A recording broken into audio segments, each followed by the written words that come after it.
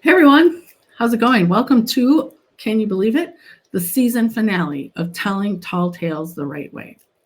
So today we are going to apply the elements of every great story to Money Heist, which was a Spanish language, or is, I mean, it's not gone, a Spanish language series on Netflix um, that, when was that? 2 years ago? Last year?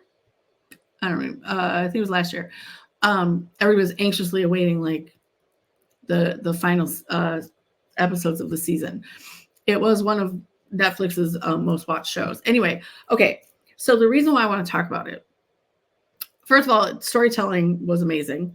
The setting was amazing, and even though I know it was a little, because I read fast, so I watched it in the original Spanish with English subtitles. Just for me, it's one of those things I really like to hear the actor's original voice and not the voice of the actor doing like the English dubbing of it, right? Like, plus I hate it when the lips and the words don't match. Like that's just a thing for me. Or it could even be an English speaking show, but when the video is ahead of the audio and like the the words that it's just anyway. Okay, regardless. This is the season finale, guys. Whoop whoop. Season one. So thank you. I just thank you. This has been an incredible opportunity, and I'm very excited to have season one under my belt and planning for season two. It has been underway now for a while. I still do, of course, want to hear from you. So if there is a book, a TV series, something about a TV series you want us to talk about, or a book that was made into a movie, whether you loved it or you hated it, whatever, like let me know, put it in the comments, and I'll look at what you're talking about. Like I will entertain all ideas, honestly, as long as they're books I've read, number one, or could read to do it. But at any rate, I want to hear from you. So everyone, hi. I should probably reintroduce myself. I am Heather Asiyanbi. I am a best-selling editor, which basically just means I have edited books that have gone on to become bestsellers. I am also a certified master storyteller. I've been a hyperlocal journalist, a content marketer, and a PR professional. So I've been telling stories for what feels like 100 years, and I've been reading stories for way longer than that, right? That bookshelf behind me is just a sample of the books I have in my house, and I have read almost every single one of them. All right, so let's talk about Money Heist. So here is the cast of characters. Now they are all, so they have like obvious regular names, right? Like whatever they are. But to avoid detection by police, they each take the name of a city around the world. So we have the professor, but he goes by the professor because he's like the brains behind the operation. And then there's Berlin and Nairobi and Denver. We have so Stockholm down here is at first we know her by Monica, that's her name. And then she joins the crew, so then she gets her own city name, right? So Lisbon, which they spelled wrong, I realize in this picture. But anyway, it doesn't matter. Okay, so the premise, let's talk about the premise behind Money Heist. It's twofold. Number one, the first time they're stealing. So La Casa de Papel is like the National Bank of Spain, basically, is what it is. They break in and they want to steal it. Now, each character has, obviously their own reasons for doing what they're doing. And so it follows them through five seasons. And what I liked about the way the story was told, let me get rid of that. The way I like one of the things I liked about the way the story was told is that it wasn't just this one heist over 5 seasons. It was like so they did the National Bank of Spain was the first heist, and then at the end of season 2, one of the characters makes a pivotal decision, and the other characters have to come back together. And then the last 3 seasons focus on like the mint of Spain, where they actually like print money. So there's that. So and where the gold is stored, I believe. Wait, is that? Doesn't matter. Anyway, so these characters come together and they all have like their own backstories and whatever. But today, what I want to focus on specifically, well, let's go through the elements of every great story first, right? There is a definitive beginning, middle, and end. Each episode has one. Season 1 has one. Season 2 has one. Season 1 and 2 have one together. Same thing for seasons 1, 2, and 3. Each season has its own beginning, middle, and end. And then there is the beginning, middle, and end as that second story arc. So it's really 2 pieces, seasons 1 and 2, and then 3 through 5. So if you have not watched Money Heist yet, I really recommend that you do it. And I'm just going to tell you now, this is one of those shows where I suspended every ounce of disbelief I could have, because while the professor is probably a certifiable genius, like, and don't get me wrong, stuff goes wrong. Stuff goes wrong. People die, like stuff happens. But it's just he accounts for almost every possibility, which is astounding. But I guess, as a genius, maybe not. Anyway, you are going to have to go into, like, if you haven't seen it yet, go into it and be like, whatever happens, happens. And I am here for it and I'm rolling with it. Okay. So all of that. Okay. So let's talk about the elements of every great story, beginning, middle, and end. Conflict and resolution. Obviously, the conflict is they broke into these places. How do they get out? Do they all make it out? And then they each have their own conflicts, right? Each character has their own set of stuff that they're dealing with, which when you think about an ensemble cast, and well, not an ensemble cast, but an ensemble cast of characters, like that is some daunting storytelling, which is why I have to give like mad props to the writers, because that's a lot of moving pieces to keep together. Okay. All right. So there's conflicts resolutions. The who of it, right? Cast of characters is there's a lot of them. I'm not going to name them all, but if you want to go, the professor is number 1. He and his brother Berlin, who is part of it, and then there are the main group of robbers.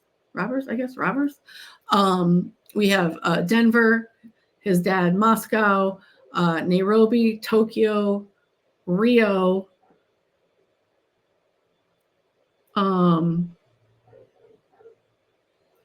I think that wraps. I feel like I'm missing one. Palermo. Is it Palermo? Yeah, I think it's Palermo. Okay, so that's the core group as the series begins. Okay, so what's the plot? The plot is they're breaking into the National Bank of Spain. Everybody has their own reasons. Literally everybody has their own reasons. I think the professor and Berlin, they're brothers, by the way, are driven in part because their dad was like a master thief, and this was like the job left undone, right? So as sons, they want to do this because their dad didn't do it. Okay. And then so that's the overarching plot, right? Is they want to break in to the National Bank of Spain. I'm going with the first 2 seasons. We can talk about the second 3 seasons maybe next season. And then each character has their own reason why they do that, right? Okay, so where does it take place? I believe we are in, I actually don't know what town we're in. Isn't that crazy? Hold on. I don't know. Hold on one second. Let's find out. Where does Money Heist take place? Madrid. Okay. So it's in Madrid. I assumed it might be, but you just never know. Anyway, okay. Where does it take place? We're in Madrid. Why? Why does the plot kick off? Well, because the professor in Berlin have said, we want to rob the National Bank of Spain. That's why. and then they assemble, like Avengers assemble, right? Like they assemble. When does it take place? It's modern. Modern. It's now. There are cell phones. There's GPS. There's all this electronic stuff they have to like figure out how to get past, right? So it is now. And then how do the writers bring this all together? This is why I'm saying, like, this cast of characters, first of all, they are each so unique, and not just for their reason that they want to rob the National Bank of Spain, but also like their backgrounds, their attitudes, their beliefs, their personalities. Everybody is very unique and very well drawn. And they all speak consistently in the voice of their character, like never, like they are who they are. The actors do an amazing job at that. And the writers too, the way the characters are written, like just really, really good. I just found the whole, I mean, the premise is outlandish, right? Like crazy banana pants outlandish. But the way we are grounded in, like, things are going to go wrong, right? And so when people die, like there are very real consequences to breaking into the National Bank of Spain, okay? Well, one of the things that I want to talk about specifically is the consistency and congruency of Berlin's character. So who is Berlin? Here he is. And this picture actually, I think, kind of sums up who we think Berlin is. Like, he's cocky, he's arrogant, he's not a great person, like for real, not a great person. He's what was a description I found in a Reddit thread? He's charismatic, but he is cold and cruel. So, and the reason why I wanted to talk about him today is because I want his character arc is short. Okay, he dies in season 2. He kind of gives himself, he allows himself to get killed to save the rest of the crew, which sounds like, oh, he redeemed himself, right? Yeah, not so fast. So there's a character, her name is Adriana, and she is I think she's an employee of the bank. She's an employee of the bank. And I'm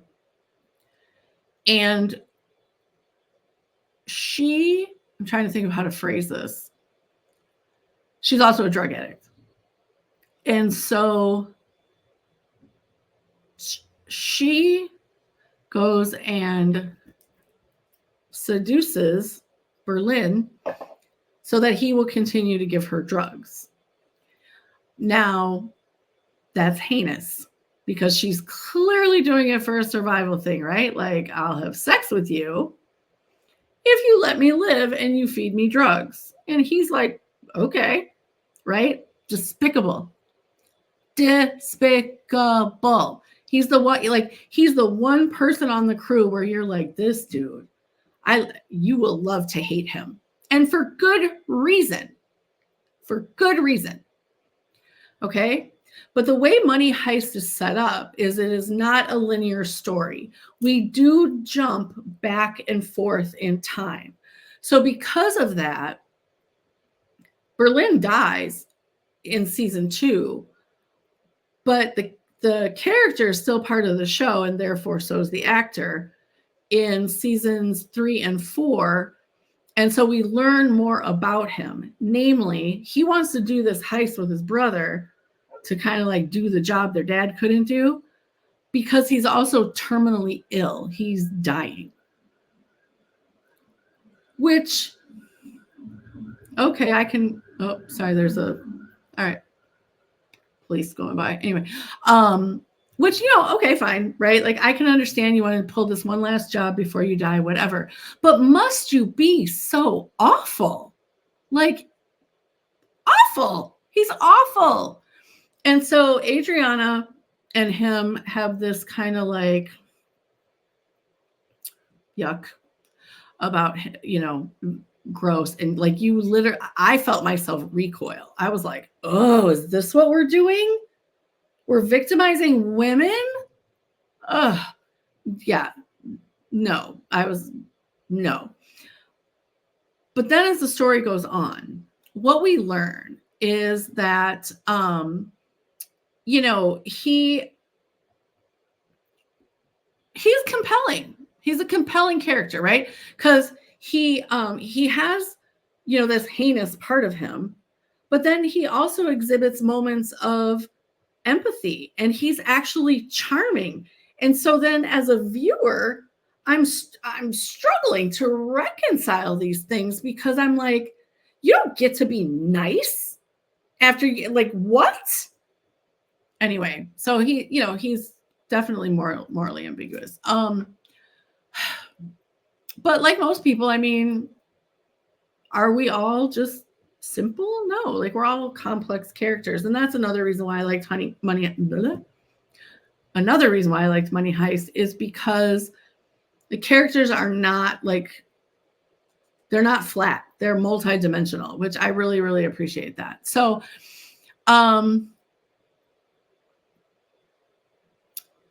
anyway, okay. I was trying to think where to go with that next thought, but it went fittered right out. Okay, anyway. All right, so Berlin is a multifaceted character, just like we're all multifaceted people. He has positive qualities and then the icky part, right? But what I appreciated is how the series never lost the consistency and congruency of his character even after he died, right? Oh, and let's be clear too. Sacrificing himself for the good of the team was, yeah, all right, heroic, I get, whatever. But like, he took Adriana with him. I'm not going to give away why, because I want y'all to watch it. If you've watched it, you know what I'm saying. But he took Adriana with him. But anyway, so what Berlin's death does is, up until he dies, I mean, it's tense, right? Like, oh, are they gonna, like, are the police gonna bum rush the bank and like arrest them? Are they like, oh my God, are they gonna get out? How are they gonna get, oh, right? Like, there's all that normal tension that you should feel with a heist movie. But there aren't, I'm trying to think of how to say this. There aren't quote unquote real consequences until Berlin dies. And so, but also,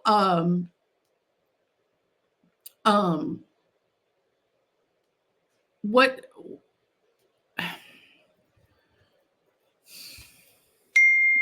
it also allows the other characters. So the other characters who know Berlin, I mean, better than we do, right? Because we only see what the creators of the series have allowed us to see, and we have to assume that the characters know him even better than we do, right? Because they've had training, for lack of a better word, right? Because they had to plan this whole thing. So they've had more moments with Berlin than we have, right?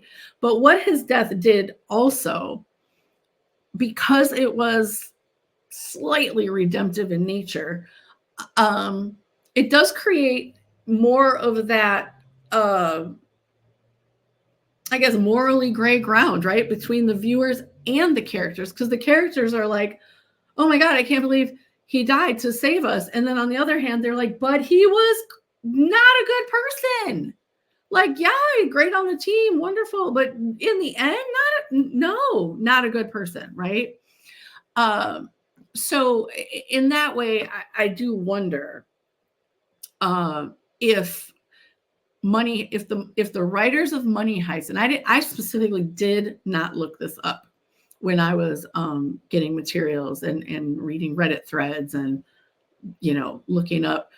I actually found this article on ScreenRant.com. What's it actually called? Let me see. Money Heist. The worst thing the main characters, each of the main characters did, right? And Berlin's is taking advantage of Adriana and then taking her with him when he died. But anyway, I purposely did not look up. See, just like that, the thought went out of my head. Oh, this is what ADHD will do to you guys.